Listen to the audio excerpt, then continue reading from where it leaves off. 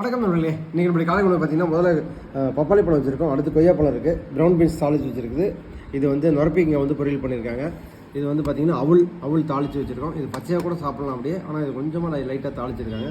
அதுக்கப்புறம் பார்த்திங்கன்னா கடல் பாசி வச்சுருக்கோம். கடல் பாசி வந்து பார்த்திங்க அப்படின்னா வெயிலில் நிறைய அலையறனால கல்யாண பத்திரிக்கை அப்படி இப்படின்னு கொடுத்துட்ருக்கனால கொஞ்சம் அலைச்சலுக்காக கடல் பாசி வச்சுருக்கோம்.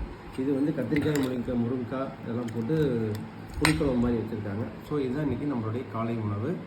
அதுக்கப்புறம் இந்த சர்க்கரை வியாதி பேஷண்ட்ஸை பற்றி 2 பேர்த்தை பற்றி சொல்லியிருந்தோம். ஒருத்தரை பற்றி சொன்னால், இன்னொருத்தரை பார்த்திங்க அப்படின்னா அவர் வந்து சர்க்கரை அதிகமாகி காலில் பொண்ணு வந்து டாக்டர்கிட்ட போகிறப்ப கிட்டத்தட்ட காலை எடுக்க வேண்டிய சூழ்நிலை ஆயிடுச்சு. அதுக்கப்புறம் பார்த்திங்கன்னா அதுக்கப்புறம் ட்ரீட்மெண்ட் எடுத்து இப்போ டெய்லி இன்சுலின் போட்டுட்ருக்காரு. அதனால் சர்க்கரை வியாதி இருக்கிறவங்க ரொம்ப ஜாக்கிரதையாக இருங்க. இந்த மாதிரி உணவுகளை சாப்பிடுங்க, அதுதான் உங்களுக்கு ரொம்ப நல்லது. அவர் அந்த கண்டிஷன்லேயே பார்த்திங்கன்னா அவர் வந்து என்ன சாப்பிட்றேன்னா இட்லி தோசை தான் சாப்பிட்றேன்னு சொல்லிட்டு இருக்காரு. இது நம்ம வந்து பெரும்பாலும் சொல்ல முடியாது. மருத்துவர்களும் பெருசாக வந்து இது வந்து வலியுறுத்துறதில்லைன்னு நினைக்கிறேன். மருத்துவர்கள் இந்த